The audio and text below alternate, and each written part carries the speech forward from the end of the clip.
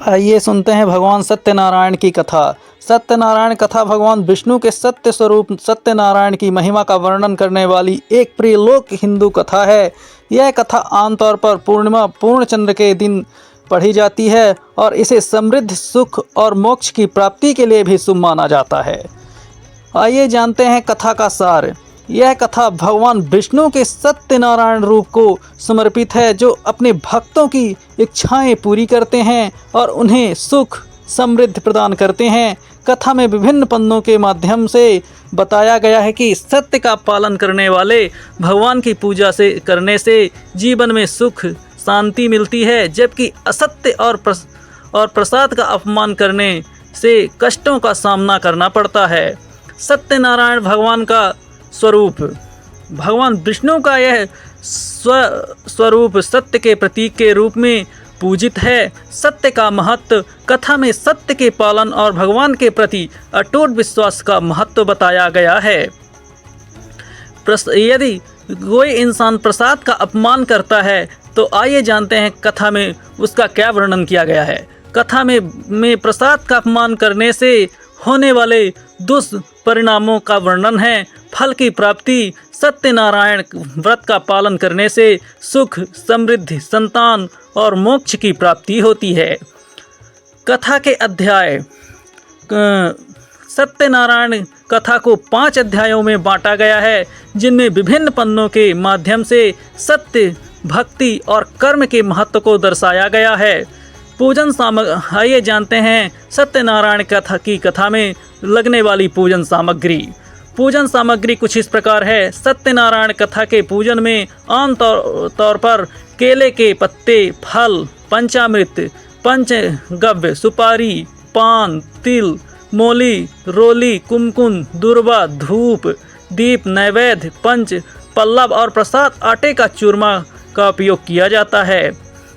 आइए जानते हैं सत्यनारायण कथा का क्या महत्व है। सत्यनारायण कथा हिंदुओं में बहुत लोकप्रिय है और इसे सुख समृद्धि और मोक्ष की प्राप्ति के लिए शुभ कर्म माना जाता है। सत्यनारायण व्रत कथा का पहला अध्याय। आइए सुनते हैं। एक समय की बात है, नैसी रण तीर्थ में सौनिकादि 88,000 ऋषियों ने श्री सूत जी से पूछा, हे प्रभु, इस कलयुग में वेद विद्या रहित मनुष्यों को प्रभु भक्ति किस प्रकार मिल सकती है तथा उनका उद्धार कैसे होगा। हे मुनि श्रेष्ठ, कोई ऐसा तप बताइए जिसे थोड़े समय में ही पुण्य मिले और मनवांछित फल भी मिल जाए। इस प्रकार की कथा सुनने की हम इच्छा रखते हैं। सर्वशास्त्रों की जाता सूत जी बोले, हे वैष्णवों में पूज्य आप सभी ने प्राणियों की हित की बात पूछी है, इसलिए मैं एक ऐसे श्रेष्ठ व्रत को आप लोगों को बताऊंगा जिसे नारद जी ने लक्ष्मी नारायण जी से पूछा था और लक्ष्मीपति ने मुनि श्रेष्ठ नारद जी से कहा था। आप सब इसे ध्यान से सुनिए। एक समय की बात है, योगी राज नारद जी दूसरों के हित की इच्छा लिए अनेकों लोकों में घूमते हुए मृत्यु लोक में आ पहुँचे। यहाँ उन्होंने अनेक योनियों में जन्मे। प्रातः सभी मनुष्यों को अपने कर्मों द्वारा अनेकों दुखों से पीड़ित देखा। उनका दुख देख नारद जी सोचने लगे कि कैसा यत्न किया जाए जिसके करने से निश्चित रूप से मानवों को दुख का अंत हो जाए। इसी विचार पर मनन करते हुए वह विष्णु लोक में गए। वहाँ वह देवों के इस नारायण की स्तुति करने लगे, जिनके हाथों में शंख चक्र गदा और पद्म थे, गले में वरमाला पहने हुए थे। स्तुति करते हुए नारद जी बोले, हे भगवान, आप अत्यंत शक्ति से संपन्न हैं। मन तथा वाणी भी आपको नहीं पा सकती। आपका यह आदि मध्य तथा अंत नहीं है। निर्गुण स्वरूप सृष्टि के कारण भक्तों के दुख को दूर करने वाले हैं। आपको मेरा नमस्कार है। नारद जी की स्तुति सुन भगवान विष्णु बोले, हे मुनिश्रेष्ठ, आपके मन में क्या बात है? आप किस काम के लिए पधारे हैं? उसे निसंकोच कहो। इस पर नारद जी मुनि ने बोले कि मृत्यु लोक में अनेक योनियों में जन्मे मनुष्य अपने कर्मों के द्वारा उन अनेकों दुख से दुखी हो रहे हैं। हे नाथ, आप मुझ पर दया रखते हैं तो बताइए कि वे मनुष्य थोड़े प्रयास से ही अपने दुखों से कैसे छुटकारा पा सकते हैं। श्री हरि बोले, हे नारद, मनुष्यों की भलाई के लिए तुमने बहुत अच्छी बात पूछी है। जिसके करने से मनुष्य मोह से छूट जाता है, वह बात मैं कहता हूँ, सुनो, उसे सुनो। स्वर्गलोक व मृत्युलोक दोनों में एक दुर्लभ उत्तम व्रत है जो पुण्य देने वाला है।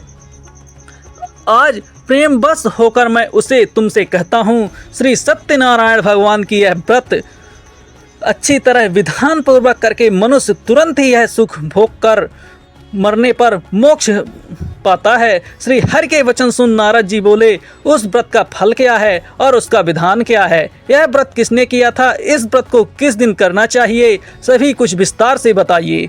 नारद जी की बात सुनकर श्री हरि बोले, दुख व शोक को दूर करने वाला यह सभी स्थानों पर विजय दिलाने वाला है। मानव को भक्ति व श्रद्धा के साथ शाम को श्री सत्यनारायण की पूजा धर्म परायण होकर ब्राह्मणों व बंधुओं के साथ करनी चाहिए। भक्ति भाव से ही नैवेद्य, केले का फल, घी, दूध और गेहूं का आटा सवाया ले गेहूं के स्थान पर साठी का आटा, शक्कर तथा गुड़ लेकर वह सभी भक्षण योग्य पदार्थों को मिलाकर भगवान का भोग लगाएं।